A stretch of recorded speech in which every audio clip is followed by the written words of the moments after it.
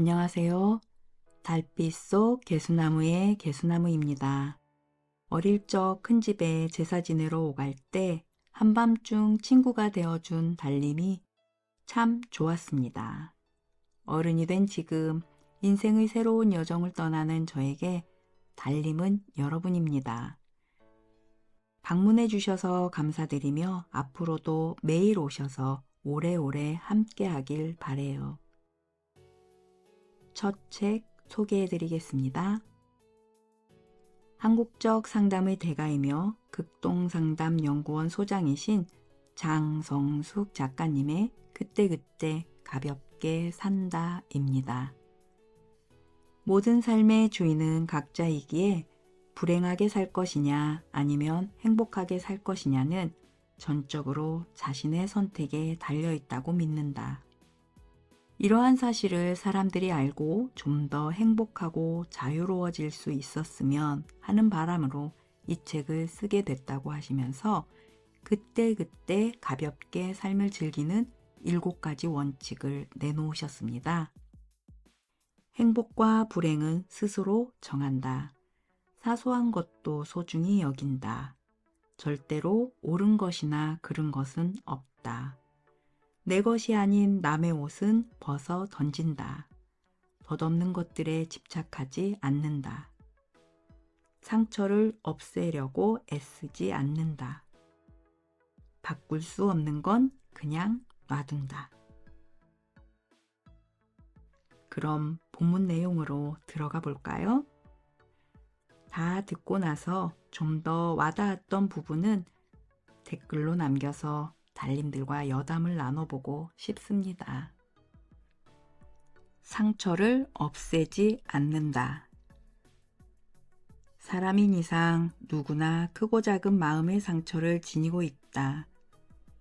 그런데 현재에 만족스러우면 과거의 상처 따위를 굳이 떠올리려 들지 않지만 뭔가 불편한 일이 생기면 그때부터 과거의 온갖 상처를 다 끌어들인다. 그러면서 당장 현실에서의 문제를 다루기 전에 자신의 내면을 깊게 다뤄야 한다고 말한다. 근본 원인을 해결해야 훗날 그러한 상처가 발목을 잡지 않을 거라고 믿기 때문이다. 그러나 어느 정도 일상생활을 유지할 수 있는 사람이라면 깊은 내면의 문제에 초점을 맞추기보단 현재 자신을 불편하게 하는, 즉 지금 여기에서 일어나고 있는 문제를 극복하게끔 노력하는 게 좋다. 깊은 내면을 분석하는 작업이 심오하거나 그럴듯해 보일지라도 그런 것들은 일반적이지 않아 실용성이 떨어지기 때문이다. 차라리 살아있는 현실의 문제와 씨름하며 상식을 배워 보편적인 안목을 갖추는 게 훨씬 유용하다. 게다가 한번 각인된 상처는 쉽게 사라지지 않기에 상처를 없애려고 하는 것보다 이에 휘둘리지 않도록 힘을 키우는 게 훨씬 낫다. 정녕 과거의 상처를 다루고 싶다면 일단 시시각각으로 영향을 미치고 있는 현재의 문제를 어느 정도 극복하고 난 다음 과거의 상처를 다루는 게 좋다. 그렇게 하지 않고 살아있는 현재의 문제는 놔둔 채 이미 지나간 과거의 상처들을 먼저 해결하려 드는 건 지름길을 놔두고 우회 도로를 찾는 격이다. 시련은 사람을 키운다.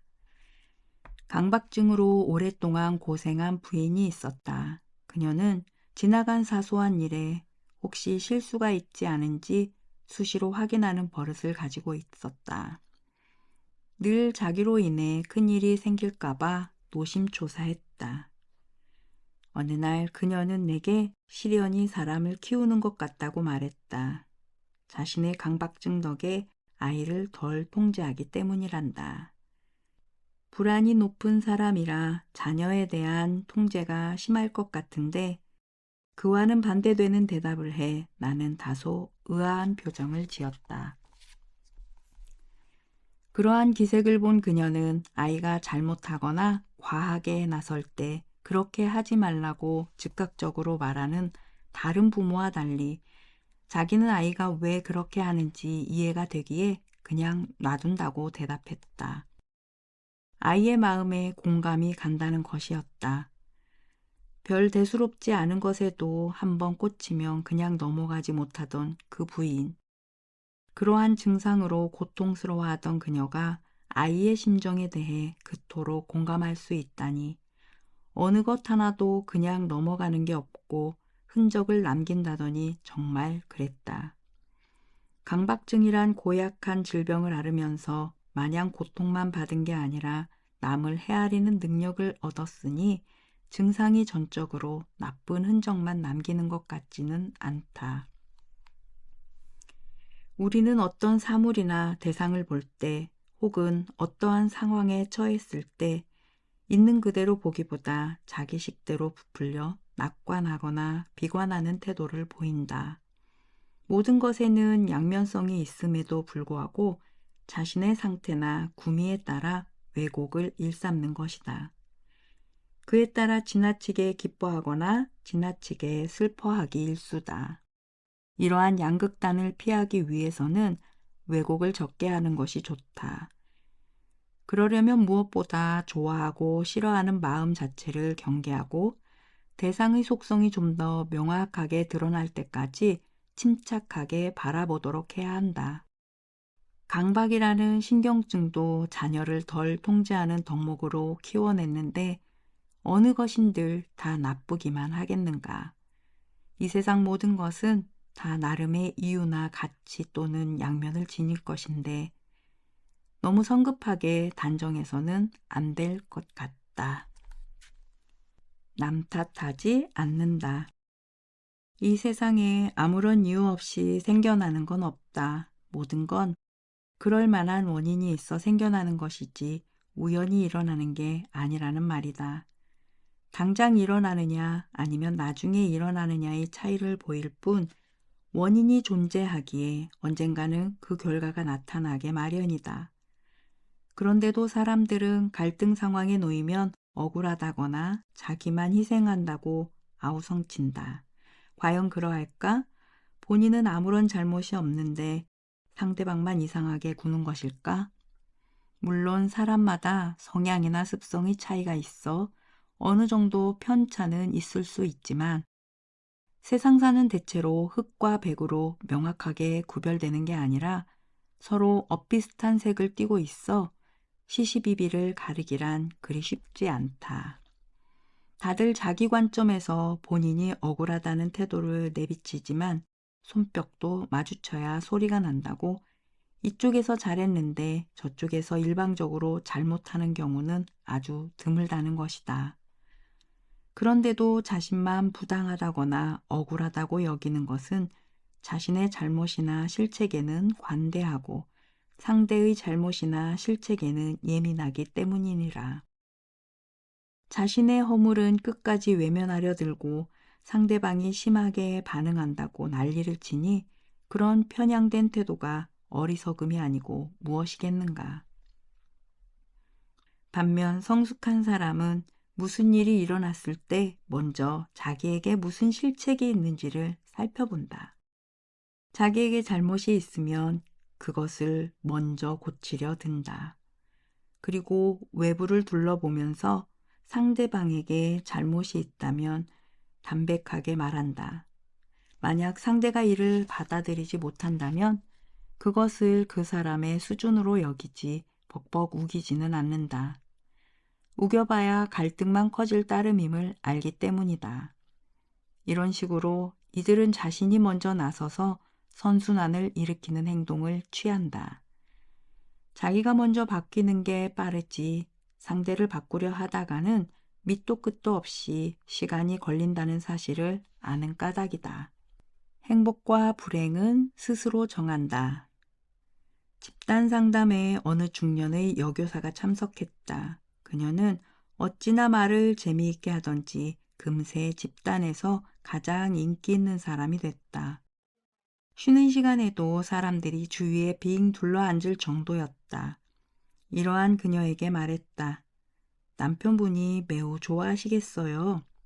우리 남편이요? 나를 많이 좋아하지요. 주말에 산에 가기 위해 버스를 탈 때면 정류장까지 따라 나와 내게 앞이나 뒤에 앉지 말고 꼭 중간에 앉으라고 신신당부를 해요. 사고가 나더라도 중간이 가장 안전하다면서요. 그렇게 애지중지한다니까요. 금실이 매우 좋으시군요.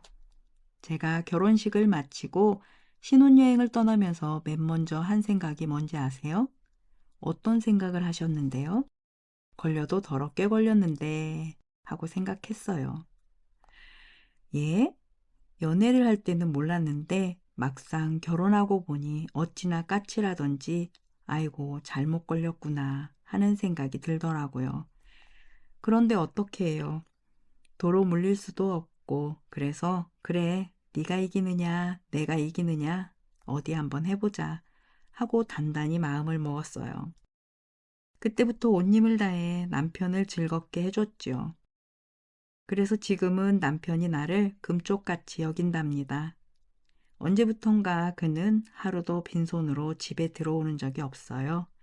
애들과 나눠 먹을 간식을 자기 손으로 꼬박꼬박 사들고 들어온다니까요. 나는 그 교사의 거침없는 말을 듣고 놀랐다. 여간 배포가 큰 여자가 아니고서는 어려운 일이었기 때문이다.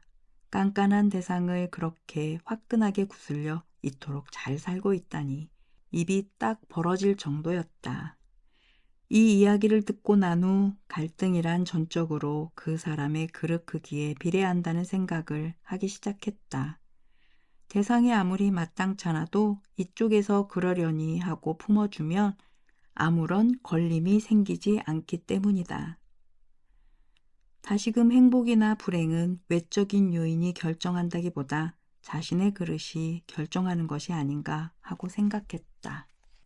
부족함을 받아들인다. 일주일이 넘는 명상 수련을 마치고 집에 돌아올 때만 해도 명상에서 오는 청정함에 환희로울 정도였다.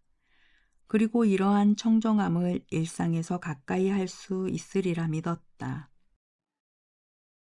하지만 집에 돌아오자마자 부풀었던 기대는 산산조각이 났다. 명상이 얼마나 좋은지 알았어도 몸과 마음은 여전히 기존의 익숙한 방식대로 바삐 돌아갔다. 그렇게 빨리 되돌아가는 것을 눈을 빤히 뜬 채 바라보는 마음은 슬펐다. 아, 좋다는 걸 알았다고 하여 원하는 대로 순순히 되는 것이 아니라 많은 연습을 하여 습성을 이겨내야 하는 것이구나 하고 탄식했다. 몸에 밴 습관은 생각보다 영향력이 강했다.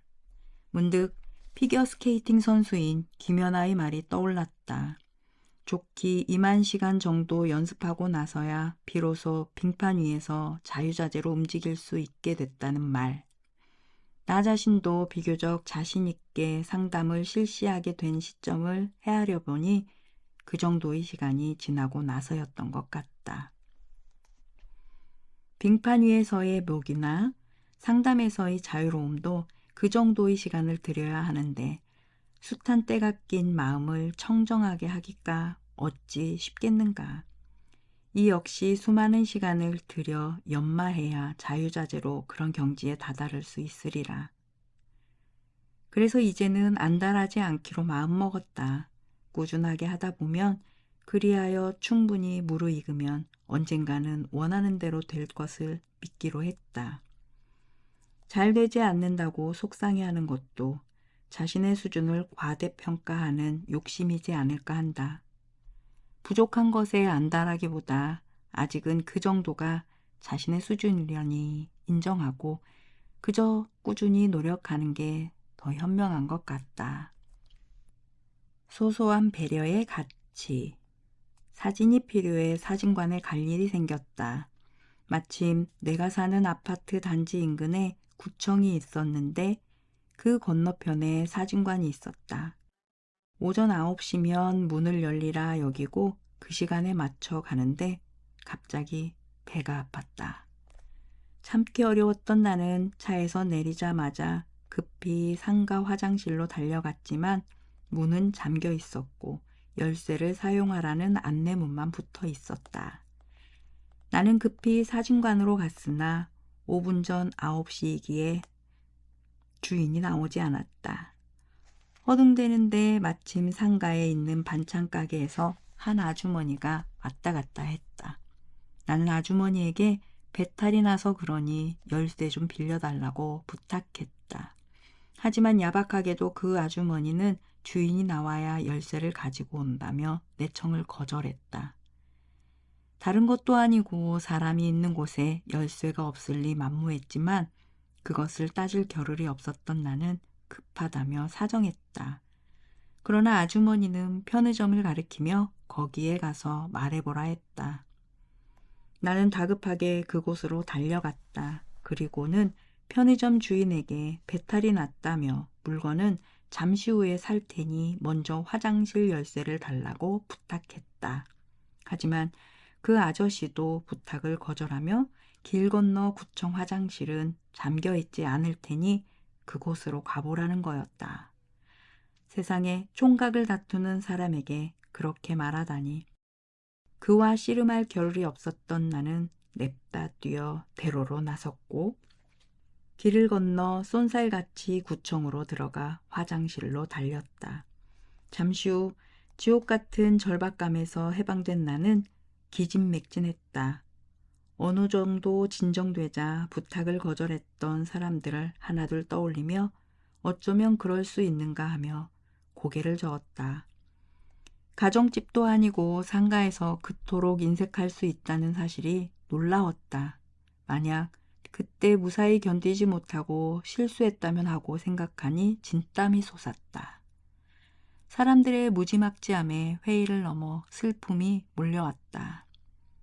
단기간에 경제적으로 엄청난 성장을 이룬 한국 국민의 자부심이 없는 건 아니다. 그러나 너무 거칠고 이기적이어서 실망스러울 때가 한두 번이 아니다. 남보다 잘 사는 데만 열을 올렸지 기본 소양을 갖출 겨를 없이 살았던 게 아닌가 싶다. 그러나 잘 산다는 건 좋은 집에 살거나 좋은 학교, 좋은 직장에 다니는 것 이상이다. 직위에 따른 도덕적 의무와 같은 거창한 것은 모르더라도 일상에서 소소하게 배려하는 마음을 지니는 게 잘 사는 것의 기초라고 본다. 가령 문을 여닫을 때 뒷사람을 위해 문을 잡아준다든가 급한 사람이 있으면 앞서가도록 비켜준다든가 하는 것들이 일상에서 우리를 흐뭇하게 만든다. 의식주 같은 생계에 꼭 필요한 굵직한 것들이 잡히고 나면 존중, 배려, 연대와 같은 것들을 돌아본다고 하는데 언제 그렇게 성숙해질지 아직도 우리는 생존에 필요한 큰 줄기를 잡고 씨름하는 단계지 소양에 관한 것을 가지고 다듬는 단계는 아니란 생각이 든다. 하루빨리 그런 날이 오기를 기대하는 마음이다. 마음의 중심을 잡는 요령. 부모가 진짜 해야 할 일은 자녀가 마음의 중심을 잡도록 돕는 일이 아닐까 한다. 그렇게 하지 않으면 자녀가 훗날 엉뚱한 곳에서 헤맬 가능성이 높아지기 때문이다. 마음의 중심이 약하면 찬찬히 살펴보는 여유를 갖지 못하고 아무데나 훅 하고 빨려 들어가기 쉽다. 그러면 밑도 끝도 없이 지난 일에 미련을 갖고 씨름하며 시간을 낭비하게 된다. 물론 마음의 중심을 잡지 못해 이리저리 흔들리는 게 다 나쁘지는 않다. 사람이 단단해지는 건 흔들림 때문이기도 하는 까닭이다.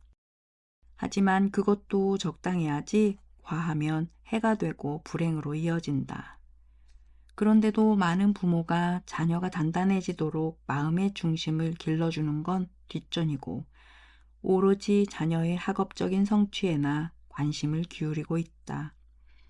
그러나 앞서 말한 것과 같은 부작용을 방지하기 위해서는 자녀의 능력을 키우는 데에만 열중할 게 아니라 자녀의 마음이 단단해지도록 그리하여 중심을 잡을 수 있도록 도와야 한다. 이를 위해서는 자녀와 충분한 상호작용을 해야 한다. 자기를 믿고 지지해주는 부모가 옆에 있을 때 자녀들의 마음에는 자신감이 생겨나기 때문이다. 이렇게 자신감이 자라야 세상을 살아갈 적응력이 길러진다. 그뿐만 아니다. 자녀가 부모를 마냥 좋아하고 든든하게 여긴다면 훗날 살면서 엉뚱한 데 붙들 일이 없다. 어딘가에 빠져든다는 것은 의지 대상이 없는 허한 마음의 반영인 까닭이다. 마음의 중심이 잡힌 자녀들은 순간적인 판단착오로 허튼 곳에 빠지더라도 금세 해치고 나와 삶의 주인으로 살아갈 수 있다. 본문 내용은 여기까지입니다. 마음 한켠에 무언가 때문이든 누구 때문이든 괴로움이 있었다면 조금은 가벼워지셨기를 바래요. 저는 남편과의 삶을 반추하며 행복과 불행은 스스로 정한다가 와닿았어요. 사랑한다는 건 그 사람을 배우고 그 사람이 원하는 방식으로 정성을 쏟는 것이다 라는 어느 드라마 대사와 작가님 글이 같은 맥락인 것 같아 참 좋았어요. 그리고 자식을 키우고 있는 부모로서 마음의 중심 잡는 요령이 깊은 울림을 주었답니다. 인생을 살다 보면 마냥 순탄하기만 하지는 않잖아요. 시련에 처했을 때 오뚜기처럼 일어설 수 있는 자아 탄력성을 높일 수 있도록 해주는 지침을 받은 것 같아서요. 달님들은 어떠셨어요? 오늘은 배우자와 자녀들과 함께 티타임하며 충분한 상호작용을 해보면 어떨까 해요. 구독과 좋아요는 저에게 큰 힘이 됩니다. 달님들 사랑합니다.